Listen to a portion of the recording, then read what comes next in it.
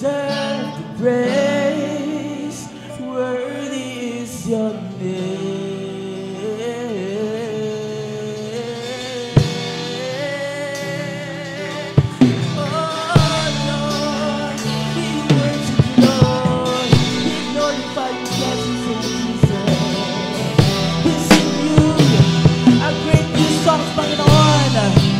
Forever and ever, your grace goes on and on and on and on and on. Hallelujah! Salamat, Panginoon. Sa oras na to, Lord Jesus, we thank you muli, Panginoon, sa bawat buhay, Panginoon, na narito, Lord God, nagpupuri sa iyo, Lord Jesus. Bagamat kami nangihina, Panginoon, kayo, Lord God, na nagbibigay sa amin, Panginoon, ng power, Lord God, na nagmumula sa iyo, Lord Jesus. Kaya Lord, salamat o Lord God sa aming mga buhay, Panginoon, na patuloy na papagamitin, Panginoon. At Lord, sa araw pong ito, kayo pong pumuna, Panginoon. Kayo po ang makita, Lord God, sa aming pong harapan, Panginoon. Hallelujah. And we honor you all of this, Panginoon. We honor you all of the glory, Panginoon. All of the praises belong to Jesus.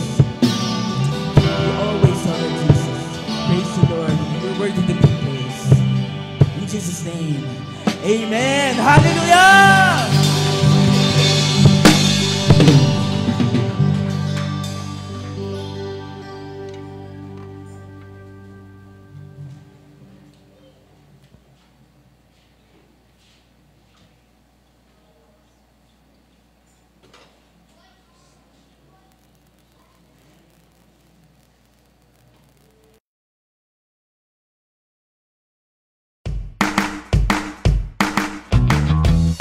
Are you passionate about spreading the word of God through your God-given talent? Join our community ministry. We're looking for dedicated ministers to join our church family. Music ministry, multimedia ministry, children ministry, ushering ministry, technical ministry, and director and events ministry. If you feel called to serve as a minister in our church, we'd love to hear from you. Join us in spreading the message of faith, love, and hope. Please feel free to contact or look for ministry leaders for more information. Let's walk this path of faith together and make a difference in our community. Only here at Amazing Hope, Christian Church International, Mabalacat Campus.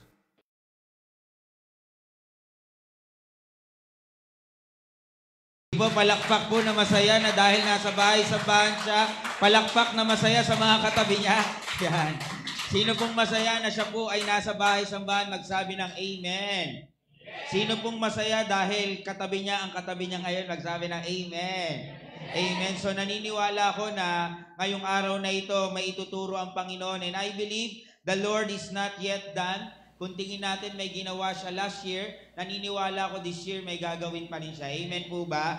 At last week po, pinag-usapan natin, syempre we start our topic na talaga namang regarding sa spirituality. At ngayong araw na ito siguro, napakaganda nito dahil I believe na kung tayo ang papipiliin sa buhay na meron tayo, okay naman yung okay naman, sapat naman, pero kung meron pang mas greater na plan ang Lord sa atin, di ba mas okay siyang abutin? Amen po ba? Ibig sabihin, kung merong inihanda ang Panginoon sa atin na mas higit sa okay lang at sapat na, siguro mas magandang piliin yon. Amen po ba? Ako po naniniwala po ako na napakaganda po ng plano ng Panginoon sa tao. Panahon pa lang ni Eva at Adan, napakaganda po ng plano ng Lord sa atin. Tayo ang magigilid ng, sabi nga, sa food chain, nasa top ang tao, which is totoo po. Kaya lang, dahil nga nagkamali si Adan at Eva, may nangyari, kaya lang hindi po doon natapos. Ang ginawa po ng ating Panginoon, talaga namang ibinibigay niya pa, or gusto niya pang makuha, yung napakagandang plano niya sa atin. And today po, naniniwala po ako na sa ating series ngayon na First Thing First, sabihin nga natin, First Thing First. So makikita natin na tiyak na may bunga kapag inuuna ang una. Lalo na kapag inuna mo ang Panginoon. So again po sa buhay natin, napakahalaga po yung tinatawag na law of priority.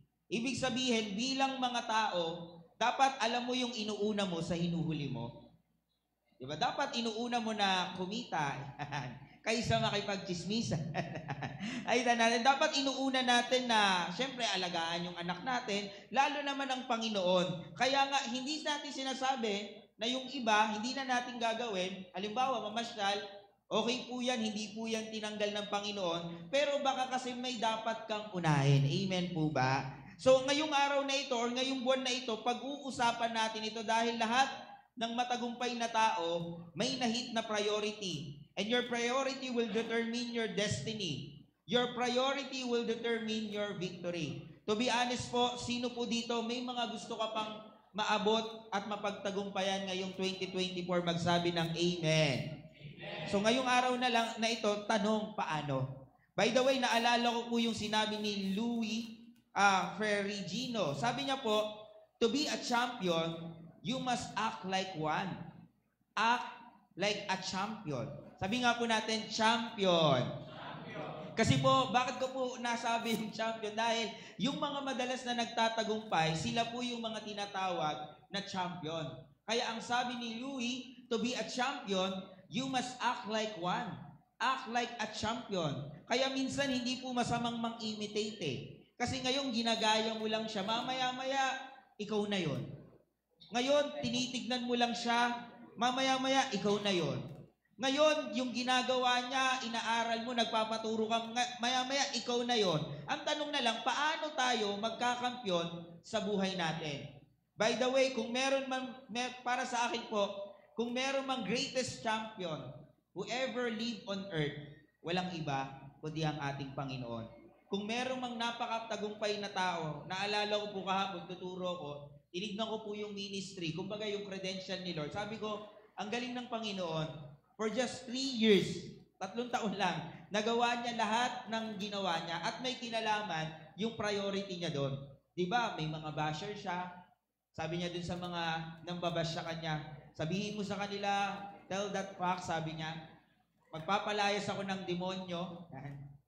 May gagawin ako, magpapagaling ako. So ginawa niya yon. Kaya naman nagkampiyon po ang ating Panginoon. Ngayon, how to prepare like a champion. Again, sino po dito may mga gusto ka pang mapagtagumpayan sa buhay, magsabi ng Amen. So ngayon, tignan natin sa kwento ng ating Panginoon. Let's open our Bible in Matthew chapter 3, verse 13 to 15. Sabi dito, verse 13, sabi niya, then Jesus came from Galilee to the Jordan to be baptized by John. But John tried to deter him, saying, I need to be baptized by you. And do you come to me? Kasi po, by the way, si John the Baptist po, yan po, biologically, sa katawang tao po ng ating Panginoon, sila po ay magpinsan. Sila po ay magpinsan. Ayan, meron pa. Narinig niyo po ako? Ayan, parang wala. Meron po ba? Meron. Okay po, pero po, kaya po sabi yan ni John the Baptist, kasi po, malinaw po sa kanya na yung kausap niya po ay Messiah. Kaya sabi niya, bakit kita ibabaptize? Okay? Bakit kita ibabaptize? Dapat na ako yung ibabaptize mo.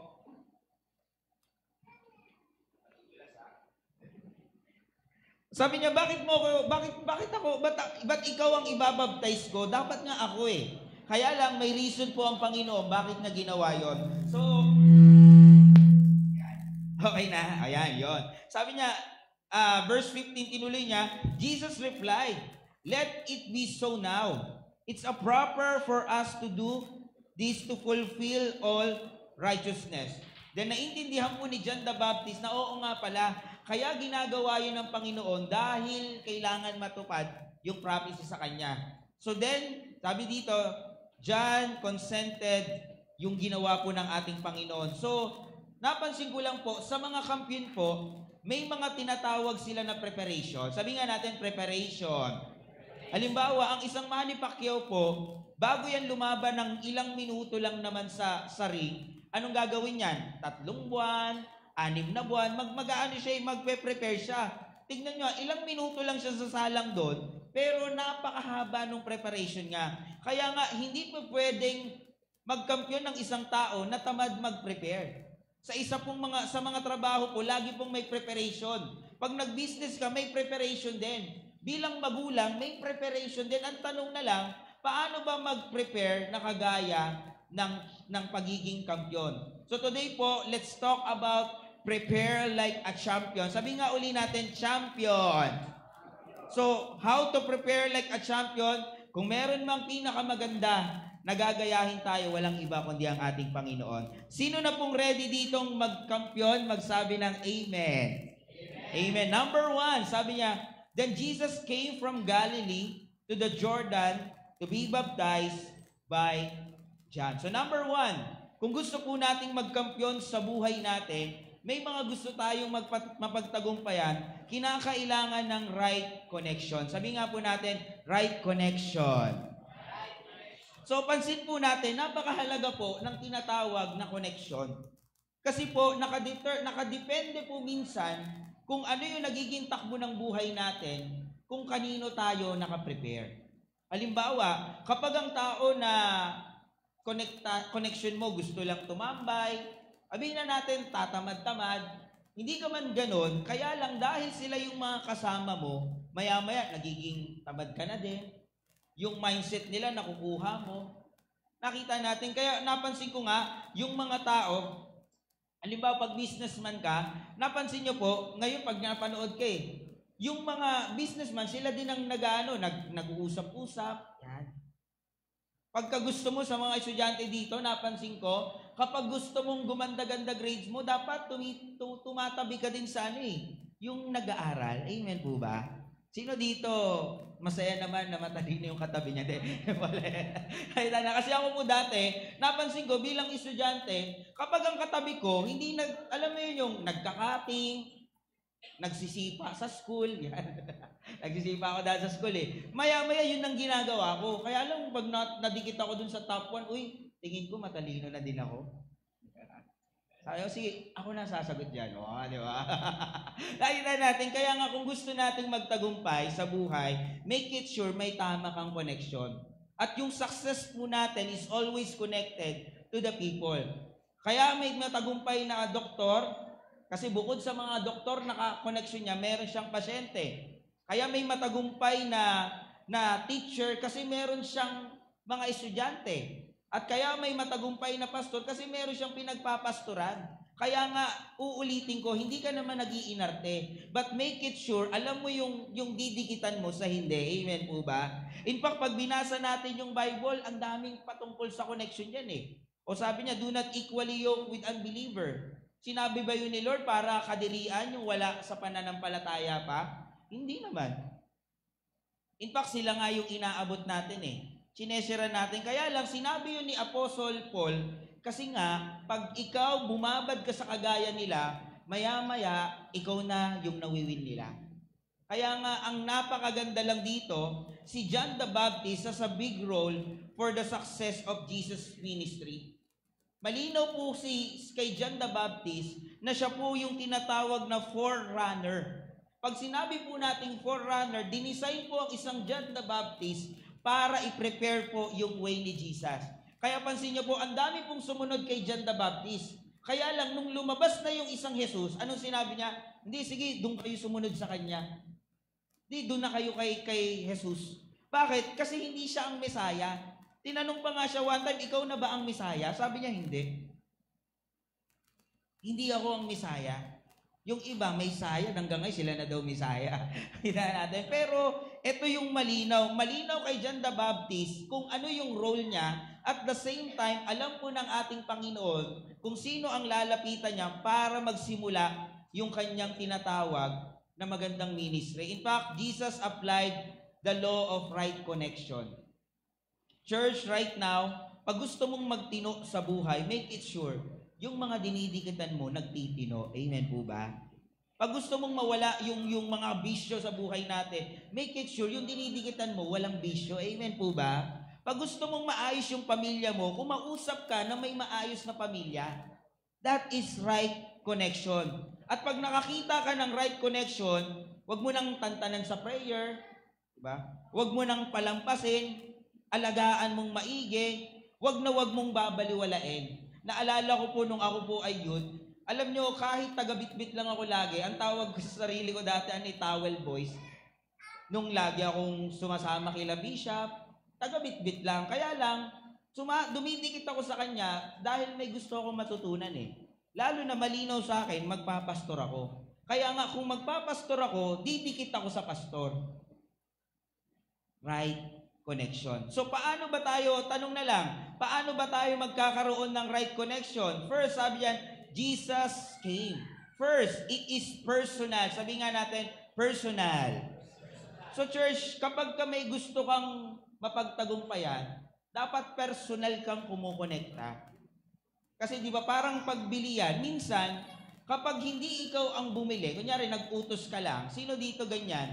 Yung nag-utos ka, anak, bili ka ng toyo. Pagpunta, suka yung binili.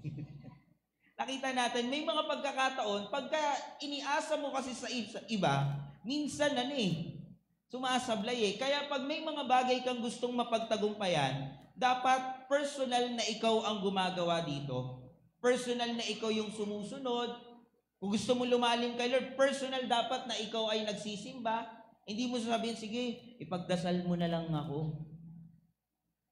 Ay sige, pag-pray mo na lang ako Nakita natin, it is personal. Sabihin mo nga sa katabi mo, sadyain mo daw. Sadyain natin because it is personal. Ang right connection po is worth pursuing. Nakita po natin. Pangalawa, nakita ko po, doon sa mga nagkampiyon, ito ay personal. Nakaraan na nanonood ako nung pinaka parang full documentary ni Manny Pacquiao. Alam niyo po, pag nakita niyo po yung kwento niya, minsan tatawa-tawanan natin kasi Happy New Year! Ganun eh. Ay lang nakita ko personal siyang talagang sinadya niya eh. Tapos pangalawa, meron siyang ginawa eh. At ginawa rin ng ating Panginoon. Sabi niya and Jesus came from Galilee to Jordan. Pangalawa, pag gusto mo ng tamang connection, dapat may tinatawag na sacrificial. Sabihin nga natin, sacrificial. Pansin nyo po, pag may mga bagay ka pala na gusto mong pagtagumpayan, may mga sacrifice. Minsan magsasakripisyo ka. Kaya nga, bagay lang ang pagiging matagumpay at doon sa mga nagkakampyon sa handang magsakripisyo. Alam niyo po ba, yung gaano kalayo po yung yung Galilee to Jordan, hindi po yan kabilang kanto lang. Ang Galilee po to Jordan, yan po ay merong almost 65 kilometers. O sabihin na lang natin, most likely from dito sa Mabalacan hanggang Santa Maria, Bulacan. Okay lang naman kung meron kang sasakyan, may motor ka, di ba? Meron kang sinasakyan. Kaya lang sila, Jesus po, ang kanila pong minsa, most of the time, ang kanilang means ng kanilang pagpunta sa lugar, paglalakad. And take note, di po nag-i-snow, mainit po sa lugar nila. Nakita natin, mas mainit dito kasi may pagka-part yun ng Middle East eh. Sa Middle East, medyo iba yung init dyan. Sabi ko nga, nung nakaraan may kinakausap ako, kaibigan ko, unang punta niya daw sa Middle East, nagdugo yung ilong niya eh. Sobrang init. So nakita natin, kung sakripisyo lang, matindi sacrifice ni Lord. Kaya may mga times nahihinto sila kasi iinom sila ng tubig, kakain sila nang hindi pa nakakarating. Kaya uulitin ko, church, pagka gusto mong magtagumpay, bawal ang tamad. Dapat handa kang mag-sacrifice. At minsan sa sakripisyo, minsan masasaktan ka. Minsan gagastos ka. Minsan mapupuyat ka. Minsan may mga hindi magandang mangyayari. Kaya hindi nga bagay yung mga tao sa patagumpay pag hindi sila marunong mag-sacrifice. The distance between Galilee to Jordan is 65 kilometers. Tapos tayo, dyan lang yung bahay. Ay, ang init, wag na ako magsimba. Si Jesus po, 65 kilometers ang nilalakad. Yung right connection, bakit niya po ito ginawa? Sipin mo para lang puntahan si John the Baptist, naglakad siya ng napakalayo. Pwede naman siyang magpabaptize dun sa kasama niya.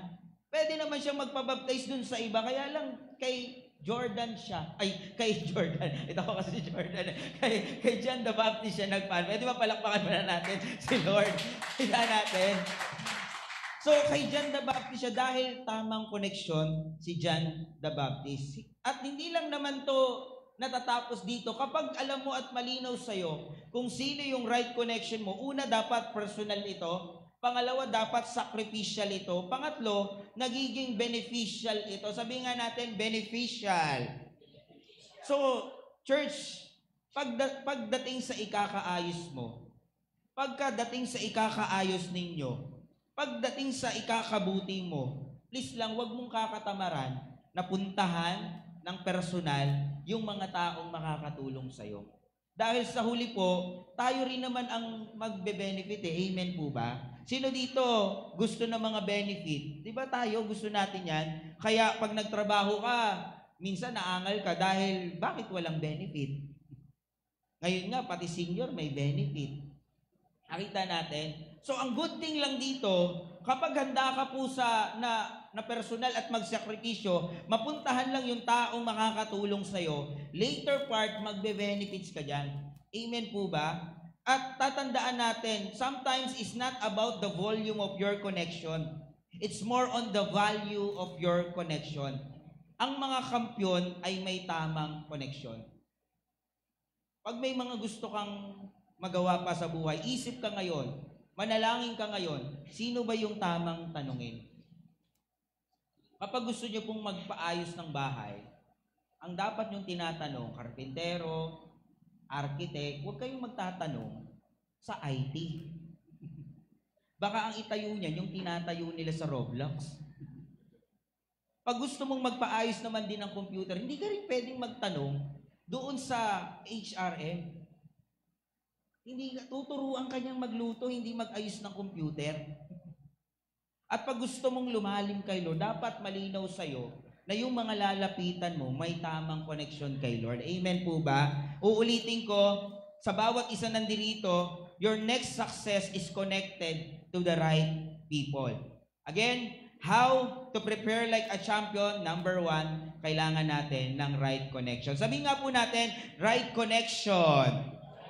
So, wag nating kakatamaran to. Pagkatama yung connection, i-go mo na. Pangalawa, sabi diyan, Jesus replied, this time, do what I ask you to do. Sabi niya, ngayong oras na ito, gawin mo kung ano naman yung pinapakausap ko sa'yo. Number 1, unang-una, para magkampiyon ka, una may right connection. Pangalawa, dapat alam mo yung right timing. Sabi nga po natin, right timing. So nakita natin, ang maganda lang po dito kay Lord, meron siyang timing. At minsan, kaya tayo nagkakamali, kasi hindi natin alam yung oras, kung kailan natin ihihinto at kailan tayo mag-go. Kaya madalas ka nasusunugan ng kanin, kasi hindi mo alam hanggang kailan lang dapat siyang paininin. Diba? Okay lang kung gusto yung sunod. Ang point lang natin dito, dapat alam mo yung mga timing sa ginagawa mo. Pag gumawa ka ng isang pagkain, di ba may oras yan? Amen po ba? Pag may ginawa kang isang bagay, meron tayo pag nagtayo tayo ng isang bahay, meron tayong pinagawa, meron dyan na per day, tsaka may tinatawag din dyan na pakyawan.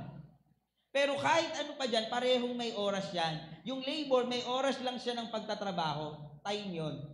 Yung pakyawan naman, meron din siyang time na kung saan dapat matapos niya to. At pagdating po sa tagumpay at pagiging kampiyon, may oras din. Kaya lang, hindi basta oras, kundi right timing. Sa totoo lang po, pagdating po sa ating Panginoon, pwede namang magpabautismo si Jesus dati. Nung bata pa siya, pero hindi pa kasi timing. Gayun din naman, sa tagpong ito, ay pwede rin namang ipagpaliban ni Jesus, but di niya ito ginawa kasi may right timing. Napansin niyo po, ang masalimuot na epekto pag hindi right timing. Sino dito aamin yung na late ka? Kasi yung tamang oras hindi ka nagising.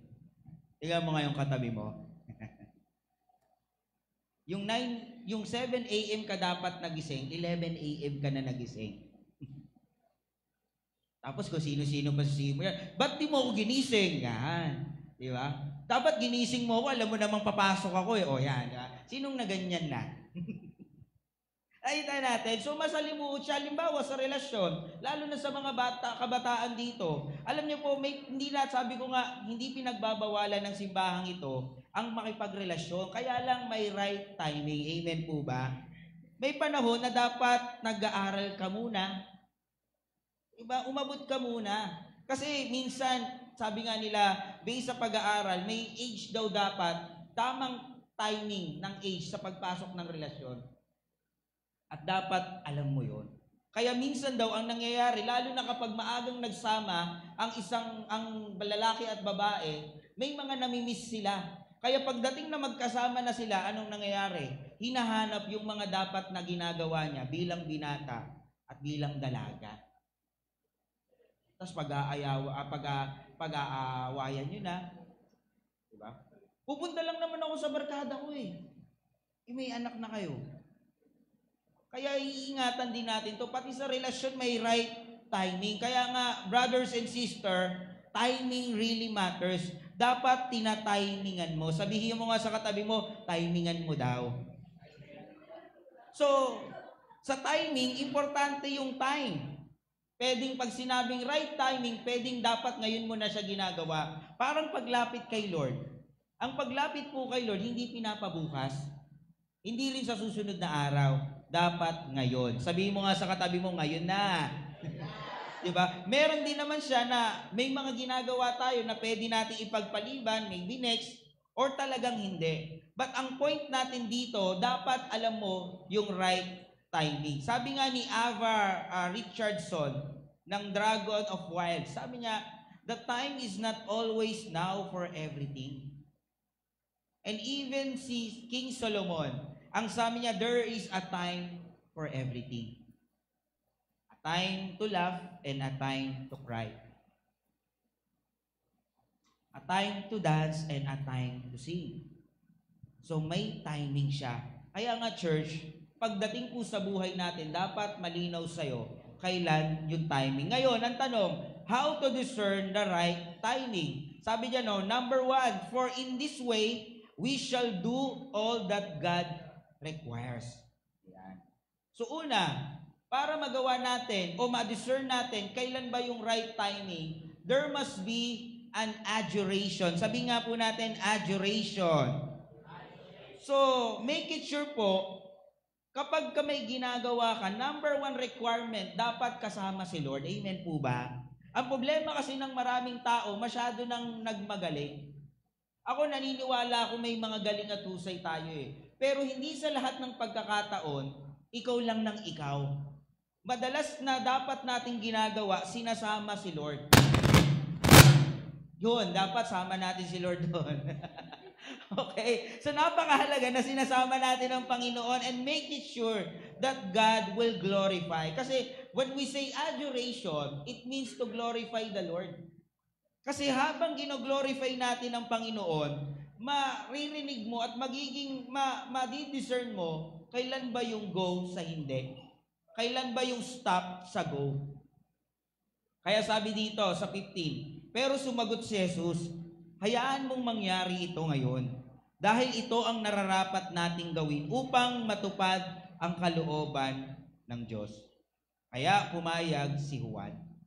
So tatandaan natin, there must be an adjuration. Make it sure na yung gagawin mo ay pinagagawa ni Lord at yung gagawin mo ay dapat konektado si Lord. Amen po ba? Pangalawa, napansin ko, sabi niya, we shall do all God requires. So second, there must be an accomplishment. Sabi nga po natin, accomplishment. Sabi niyan, will you accomplish that God requires? So sa right timing ng Panginoon, may mga requirements siya at dapat ma-accomplish mo yon para makita mo kung kailan ba siya. At syempre, sabi niya, so John, agree. And third, there must be an agreement. Sabi nga natin, agreement. So, anong ibig sabihin yan? Malalaman mo po na right timing na kapag may nagko-confirm na. Malalaman mo na timing na siya kapag may confirmation sa mga kasama mo. Kapag inagrihan ka ng mga kasama mo, confirm. Sabi mo sa katabi mo, confirm. Nakita natin, confirm. Dapat may confirmation. Kasi nga, kapag na-hit mo na ito, itong tatlong ito, i-go mo na siya. Pag sinabi mo, ngayong araw na ito yung gagawin ko, sige, gawin mo yan. May confirmation. Kapag may sinabi mo na, ito yung gagawin ko, may mga taong mag-a-agree sa'yo. Kaya nga, pag may mga tao na sinabi sa'yo na, alam mo, susunod, baka may masagasaan. So, pag-iisipan mo ngayon yun, baka hindi pa timing. Pero nakita natin, sabi yan, so John, agree.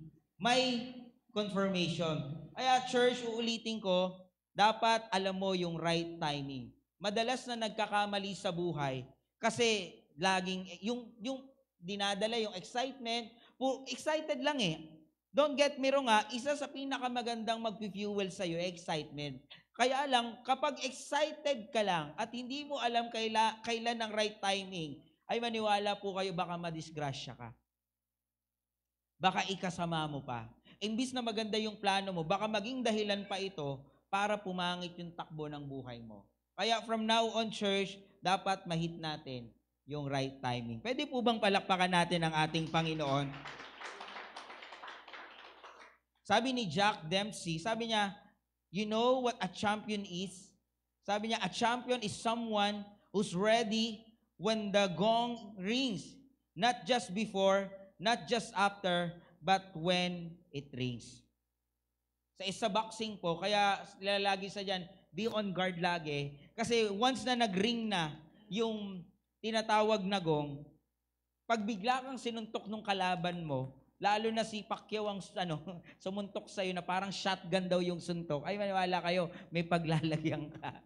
Ibig sabihin, sa mga kampiyon, alam nila yung timing eh. Kaya ang sabi yan, but Jesus answered, let it be for now. Napansin ko lang po, ang mga matagumpay na tao, ang mga taong nagsasucess, ang mga taong nagkakampyon, magaling sila sa timing.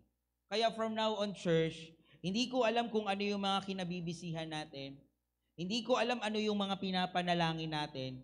Hindi ko alam ano yung mga plano natin. Baka yan naman na talaga ang pinagagawa ng Panginoon. Ang problema na lang is kailan mo siya dapat gawin. Amen po ba? Sige nga po, once again, palakpakan natin ang ating Panginoon. So how to prepare like a champion? First, there must be an adoration. O first, there must be right connection. Second, there must be a right timing. So, ito yung sinabi, timing is everything. And lastly, sabi niya, let it be so now. It is proper for us to do this to fulfill all righteousness. Number 3 and last, kailangan mo ng right purpose. Sabi nga natin, right purpose. So, ito church, pag may gagawin ka, make it sure, alam mo yung purpose. Kasi pag hindi malinaw sa iyo ang purpose, baka maging interesado ka lang, pero wala yung determination. Para magawa ang isang bagay, dapat hindi ka lang interesado Dapat determinado ka.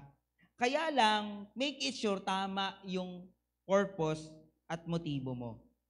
Kasi bakit? Pag tama kasi yung purpose mo, alam niyo, pag medyo nag-i-struggle ka sa pag-abot ng ginagawa mo, pag may gusto kang gawin, alam niyo po, maa-flip ka niyan Pag naalala mo na kaya mo to ginagawa dahil kay Lord, kaya tayo nagsisilbi kay Lord, maa-flip ka Tataas uli yung confident mo, yung nararamdaman mo. Pag naalala mo na ginagawa mo to para sa mga mahal mo sa buhay, alam mo yun, right purpose, nagiging uplifting reason siya para tumuloy ka kahit nahihirapan ka.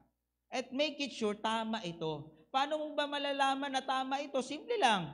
Dapat malinaw sa'yo na itong ginagawa mo ay nakakabuti sa'yo at hindi nakakasira. Amen po ba? Dapat malinaw sa'yo na ito ay nakakabuti sa'yo. Si Jesus po ay may malinaw na rason sa mga ginagawa niya. Kaya po siya nagpabaptize para magawa yung prophecy sa kanya. At kaya niya ginawa yung mga kung ano-ano para ihanda yung sarili niya sa cross. Buti na lang, may purpose siya.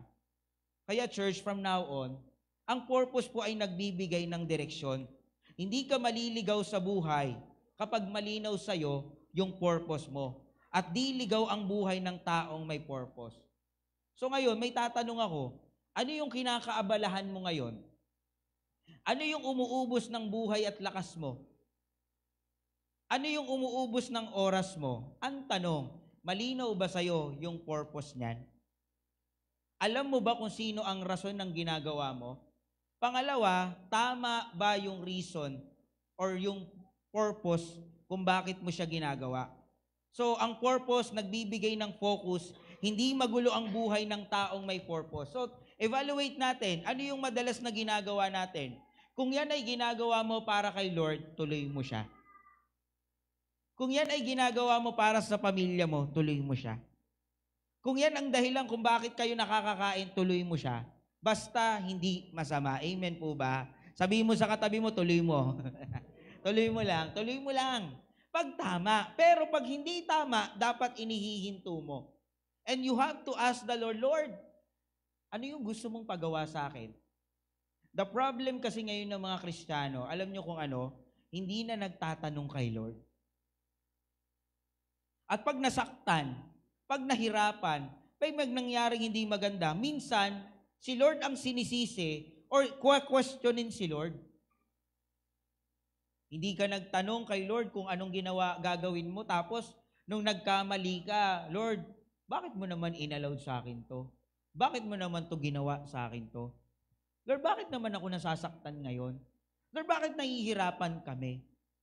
Most of the time, kung ano lang naman yung ginawa natin, ang dahilan nun, yung mga naging action natin. Kaya nga, church, bago ka man lang, at least bago mo man lang simulan yung isang bagay, make it sure nagtanong ka kay Lord, tsaka doon sa right connection. Amen po ba? Tanong-tanong din pag may time. Sabihin mo nga sa katabi mo, tanong-tanong din pag may time, ha? Magtanong tayo. Right purpose. So ngayon, paano ka magbibigay ng tamang purpose? Una, sabi niya, let it be so now.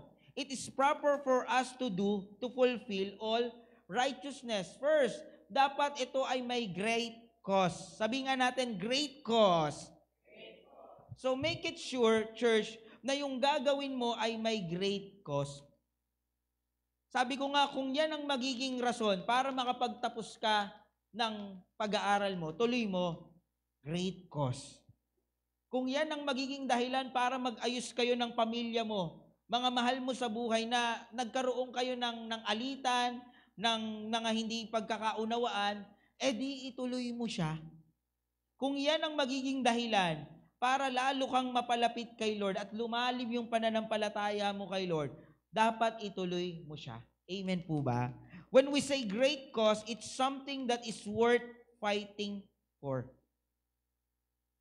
Si Jesus po, alam niyo po, the reason why, kaya niya po nagawa, si John the Baptist muna, kaya po handa pong ipasa ni John the Baptist po yung mga sumusunod sa kanya. Alam niyo kung bakit? Kasi alam niya na ito po ang ikaliligtas ng tao at hindi yun ang purpose niya, ang maging tagapagligtas. Malinaw kay John the Baptist yun. Ang ating Panginoong Hesus naman, alam niyo po, ang maganda kay Lord, napakabigat ng reason. Bakit kailangan niyang simulan ito? Alam niyo po kung anong rason niya, yung bawat isa sa atin. Ang reason po ng pagpapabaptize ni Lord, to prepare His ministry. Tapos yung ministry niya kasi, hindi madali. Ang ministry po ng ating Panginoon, mamatay para sa mga taong makasalanan. At yung makasalanan na tao na yon, tayo pong lahat yon. Kaya lang, ang tingin sa'yo ni Lord, tignan mo nga yung katabi mo. Ang tingin dyan sa katabi mo, great cause. Kaya, yung katabi mo, ang reason, at ako, ang reason, bakit kailangan tong gawin ni Lord? Sipin mo, ganda-ganda na ng ginagawa mo doon sa kalangitan. Tapos mamamatay ka para doon sa isang loko-loko. Pero despite of that, sabi ni Lord, habang tinitignan niya ang tao, sabi niya, great cause yan. Yang katabi mo, great cause yan. Kahit minsan, parang tingin mo, walang nagagawa yan. Pero ang tingin ni Lord yan, great cause yan. Amen po ba?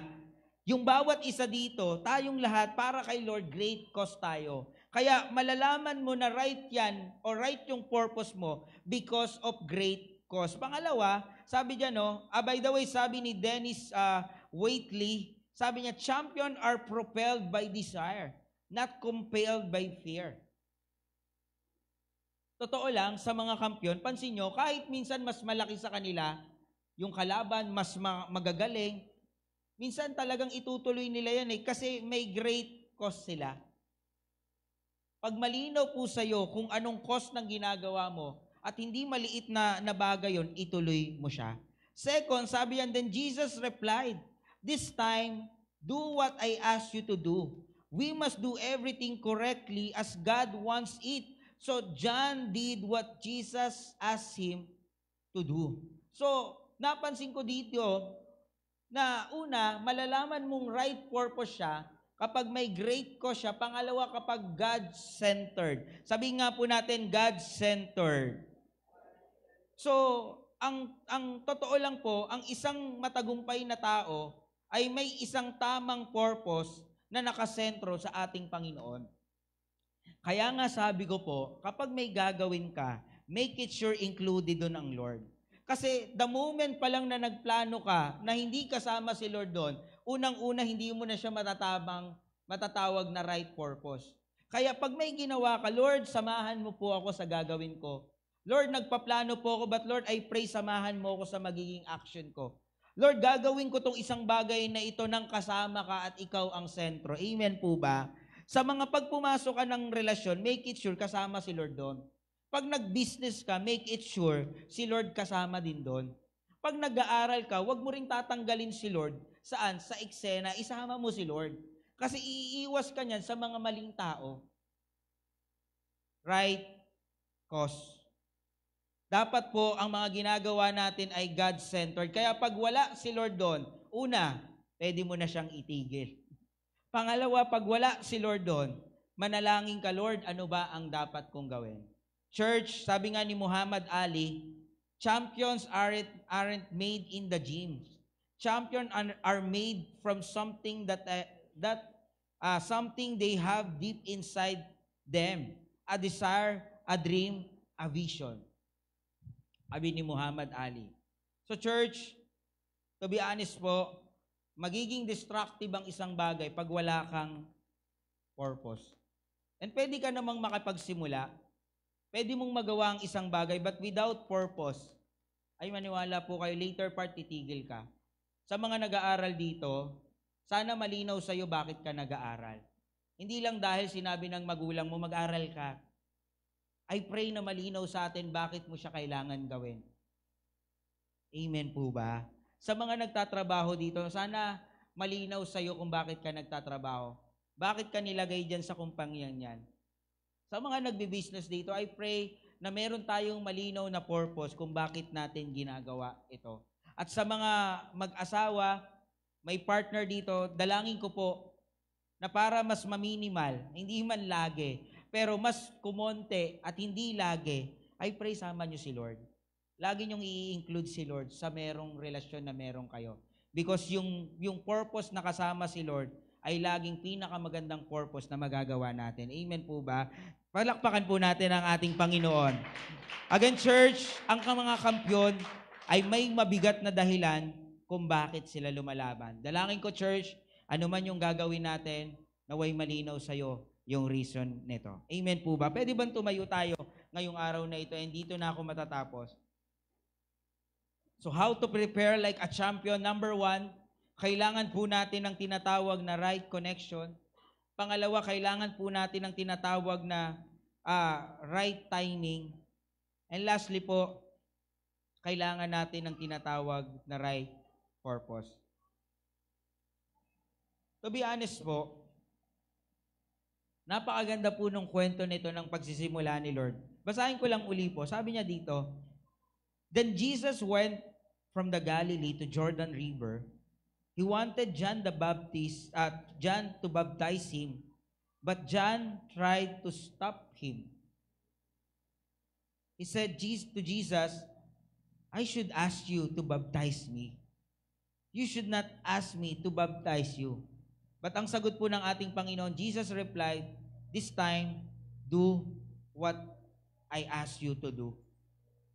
So, tulad po ni Jesus, o tulad po ng mga nabanggit natin, may mga bagay po sa buhay natin na merong ipapagawa po sa iyo si Lord.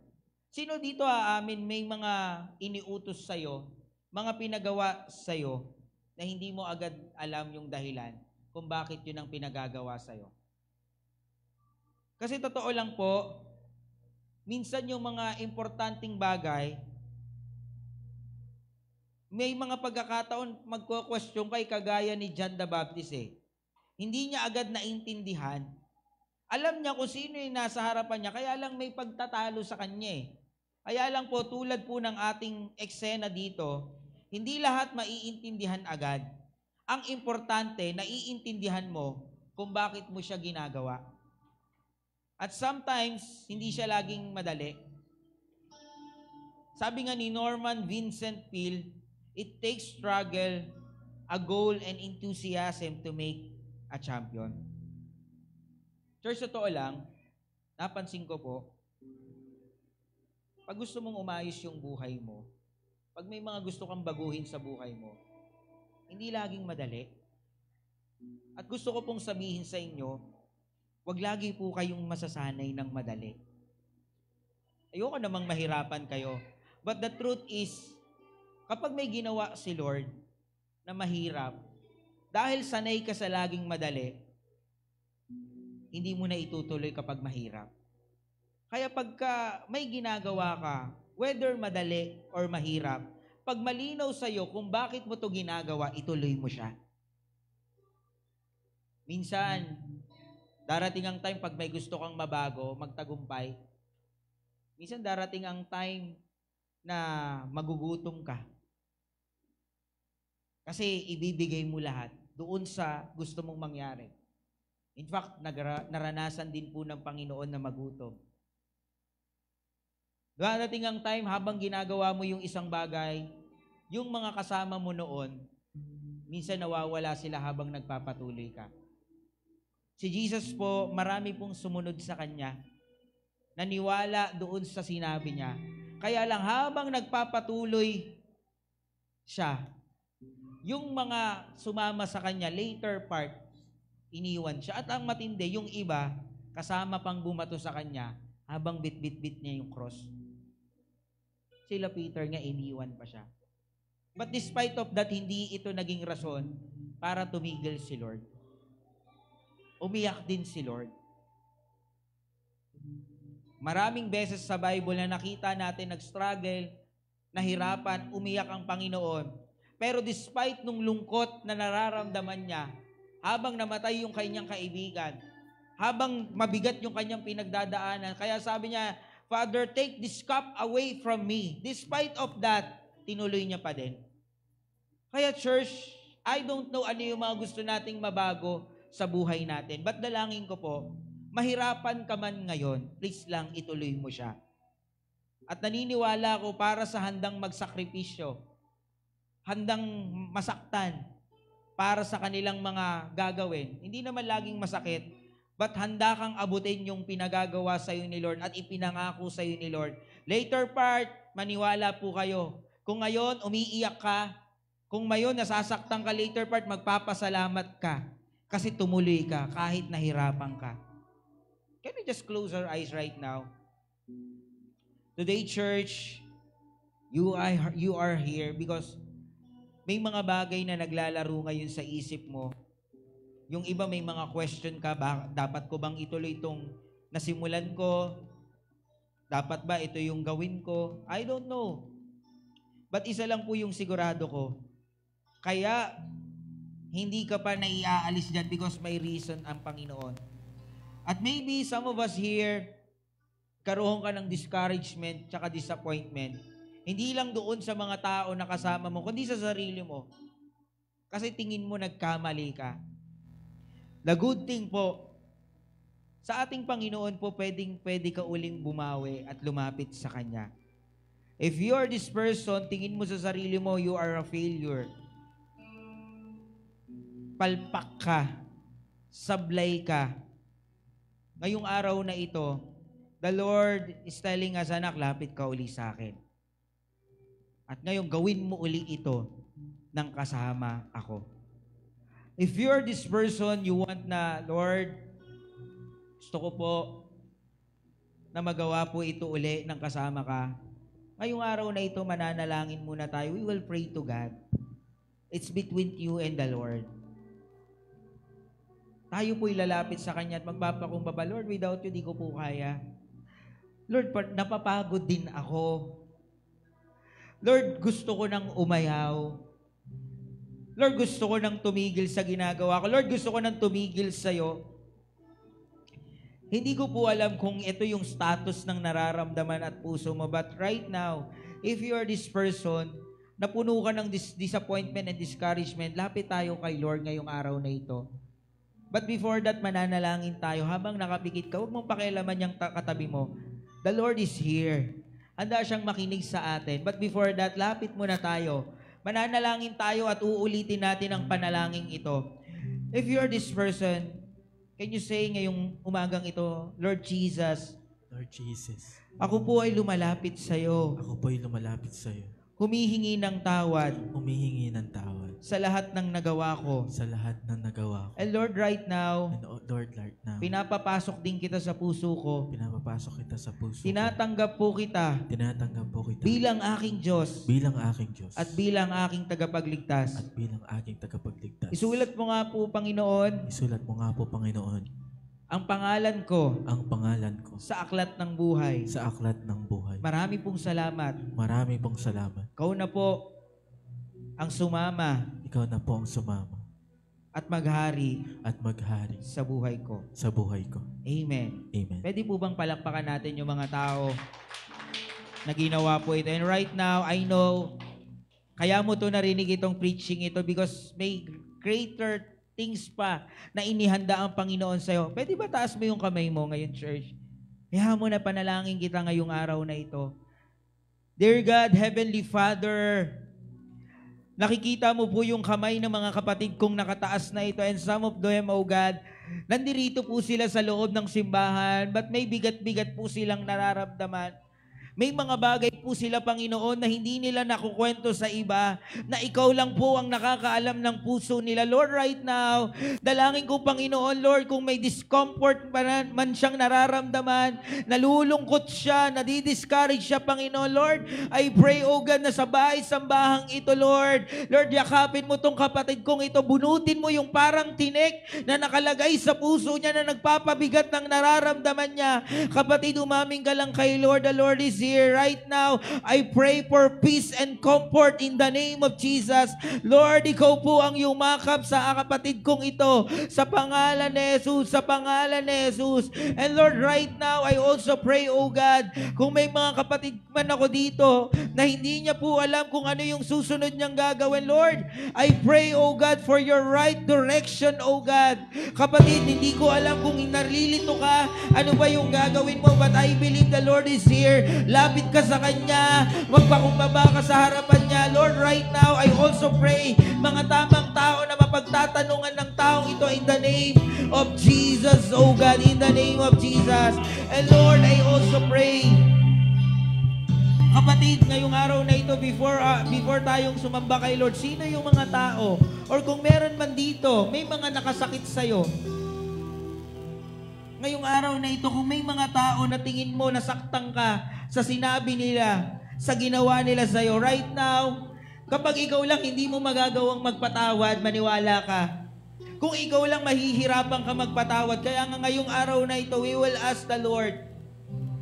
Kung ikaw itong taong ito, may mga taong nakasakit sa'yo, hindi ko alam kung sino, but this is the very right time. We ask the Lord of forgiveness to help us na magpatawad din. Lord, right now, Kung may mga kapatid man ako ditong nasaktan sila ng ibang tao, Lord, I pray na hanggang ngayon iniisip nila, Panginoon, ang taong ito na nagiging prison na ng buhay namin, na hindi kami makangiti, O God, na bumibigat lagi yung aming nararamdaman, Lord. Right now, O God, we are praying to ask you, O God, Lord, help us, O God, na mag-release ng forgiveness sa mga taong nakasakit sa amin. Lord, right now, I declare, Lord, we release forgiveness in the name of Jesus. Kapatid, magpatawad ka na. Kasi kung meron mang unang-unang lalaya sa bigat na nararamdaman mo, ikaw yon. Yung ma-unlock yung prison na makakiti ka uli. May gana ka uling gawin ng isang bagay. Lord, nawa, kung ang cause man ito ay misunderstanding, Lord, I pray na meron pong humility para maayos po yung hindi pagkakaunawaan in the name of Jesus, O God. Salamat po, Panginoon, and church. Habang nakataas yung kamay natin, we will worship the Lord. Or kung gusto mong kausapin lang si Lord, so be it. Gawin natin sa lugar na ito. Thank you, Jesus. Thank you, Jesus. Hallelujah, Lord.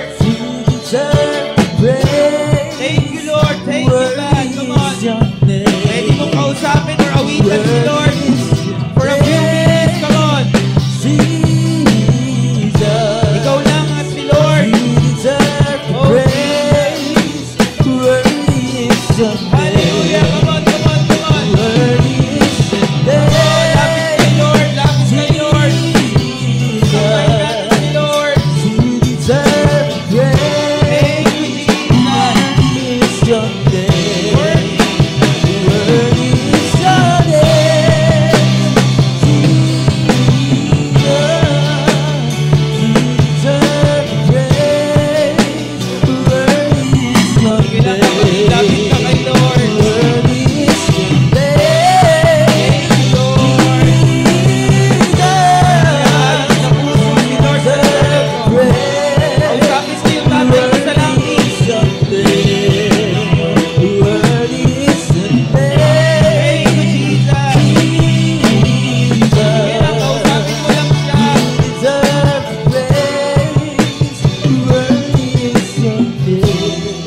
Kausapin mo siya habang naririnig mo yung song na ito.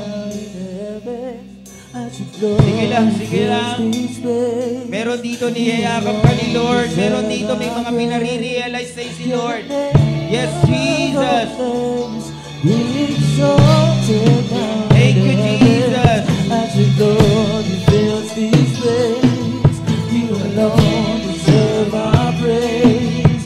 You're the name above all names. Exalted down in heaven. Lord, you fills these days. You alone deserve our praise. You're the name above all names. Exalted down in heaven.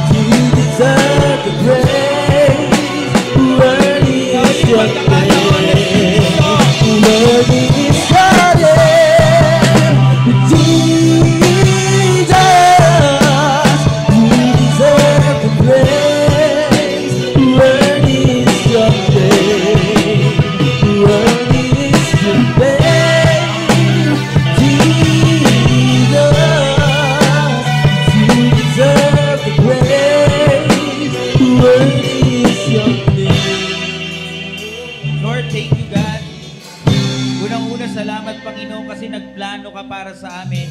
Naniniwala ako, Lord, na ang reason ng pagkapako at muling pagkabuhay mo ay iligtas at maranasan yung magandang plano mo, Panginoon, sa amin. Lord, salamat, Panginoon. And Lord, you know our situation, Panginoon. Kung meron mang unang-unang nakakaalam ng sitwasyon ng bawat isa, Lord, walang iba kundi Ikaw. Salamat, Panginoon. Kaya naman, Lord, ngayong araw na ito, pinagkakatiwala ko po ang bawat isa sa bawat nandirito, Panginoon. Lord, yung buhay ng bawat isa, walang iba kundi sa iyo, Panginoon. Maraming salamat, Panginoon, and I believe you are not yet done with them, oh God. You are not yet done with them. Salamat, Panginoon. We thank you, God. We honor you. This is our prayer in the mighty name of Jesus. Amen. Come on, malakas ang palakpakan para kay Lord. Amen. Bago ka umupo, sabihin mo sa pinakamalapit sa iyo, pinagtagumpay ka na ni Lord. Amen. Amen.